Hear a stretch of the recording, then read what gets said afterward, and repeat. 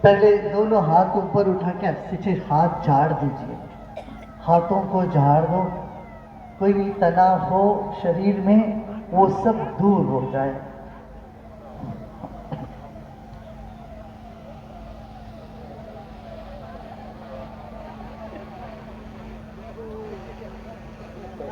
अच्छा, अब आराम से बैठ जाए। इंस्ट्रक्शन देता जाऊंगा और उसको आप ऐसे सुनिए, बहुत ज़्यादा फोकस करके सुनने की ज़रूरत नहीं है। जैसे संगीत सुनते हैं ऐसे सुन लेना, शरीर को ढीला छोड़ते जाना। हाँ, ठीक है, आराम से बैठ जाए।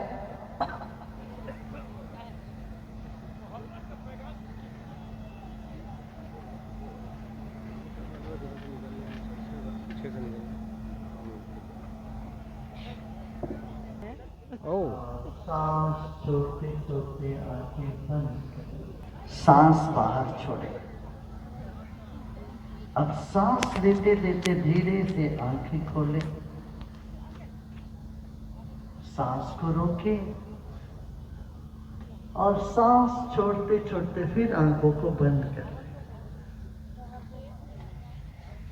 आंख का बंद करना और सांस लेना छोड़ना, इसमें तालमेल बिठाते हैं, तब देखो मन शांत होने लगता है। फिर सांस लीजिए, धीरे धीरे आंख खोलिए, पूरा श्वास अंदर, आंख खुली है, रोकिए। अब सांस धीरे धीरे छोड़ते, धीरे धीरे आंखों को भी बंद करें, पलकों को बंद करें, पलकें बंद, श्वास पूरा बाहर, श्वास अंदर आधा, अंदर आधा, आंख खुली है, पूरा श्वास और पूरी आंख खुली है। कानका पीर दमड़िया शाह के सज्जादा नशीं सैयद शाह फ़ख्र आलम हसन साहब इस वक्त हमारे साथ मौजूद हैं बात करने के लिए। आज श्री श्री रविशंकर जी महाराज जी ने आज इनको सम्मानित किया संडिस कंपाउंड के ग्राउंड में, चूँकि महासत्संग का आयोजन किया जा रहा है। बहुत भव्य पैमाने पर पूरे देश विदेश से लोग वहाँ पे आए, हजरत साहब को सम्मानित किया गया। हजरत साहब क्या कहना चाहेंगे? नहीं, बड़ी अच्छी बात है और भागलपुर के लिए खुशी और मसरत का पैगाम लेकर वो आए हैं और आध्यात्मिक गुरु के नाम से पूरी दुनिया में वो मशहूर शख्सियत हैं और जहाँ भी जाते हैं वहाँ हिंदुस्तान का, अपने देश का झंडा बुलंद करते हैं। यहाँ के अवाम जो आपस में मिलजुल के रहने वाली है उसका तारुफ़ कराते हैं और सद्भावना, एकता और मोहब्बत का और आपसी भाईचारे का पैगाम देते हैं।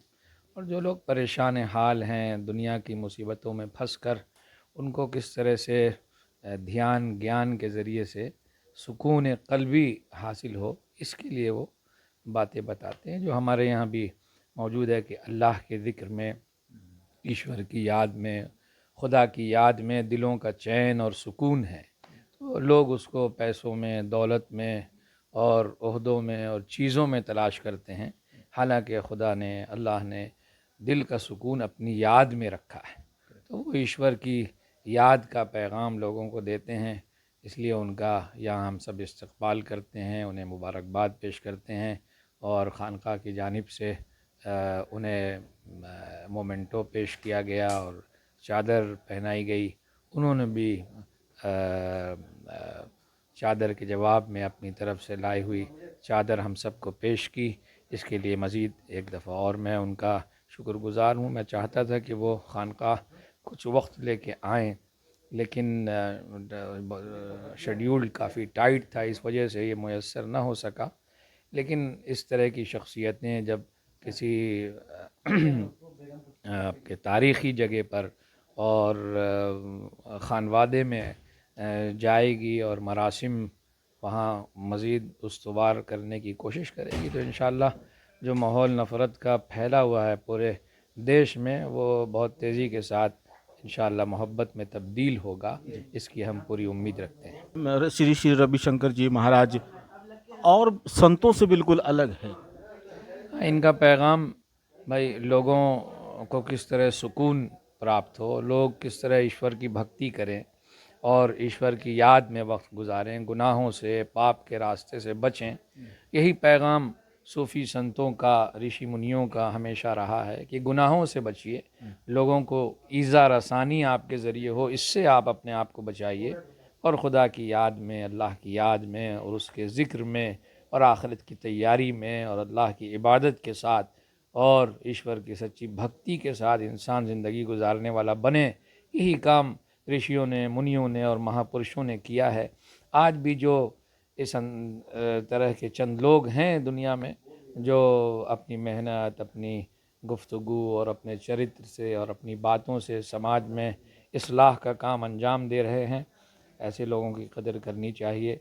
चाहे वो कोई भी हो, किसी धर्म से हो, अगर वो बात अच्छी कहता है, सच्ची कहता है, इंसानियत बुनियादों पर मबनी कहता है, तो उसको सबको मानना चाहिए और उसका स्वागत करना चाहिए।